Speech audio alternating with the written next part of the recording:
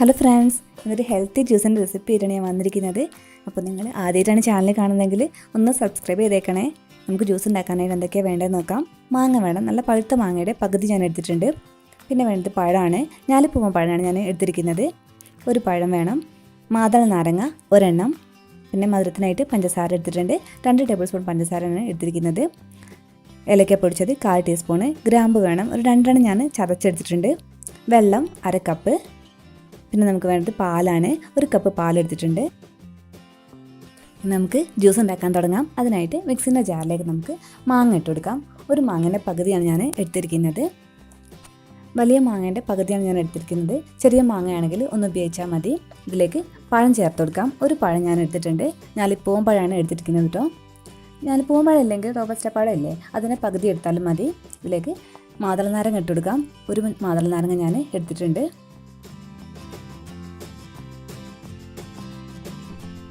ഇതിലേക്ക് നമുക്ക് അരച്ചെടുക്കാനായിട്ട് ഒരു 1/2 കപ്പ് വെള്ളം ഒഴിച്ചു കൊടുക്കാം. ഇല്ലെങ്കിൽ നമുക്ക് അരച്ചെടുക്കാൻ കുറച്ചൊരു ബുദ്ധിമുട്ടായിരിക്കും.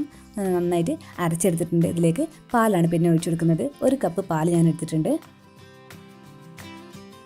നമുക്ക് ഇതിലേക്ക് പഞ്ചസാര ഇട്ട് കൊടുക്കാം. ഒരു 2 ടേബിൾ സ്പൂൺ പഞ്ചസാര ഞാൻ ഇട്ട് കൊടുക്കുന്നുണ്ട്. നിങ്ങളുടെ മധുരത്തിനനുസരിച്ചുള്ള പഞ്ചസാര നിങ്ങൾ ഇട്ട് കൊടുക്കാം.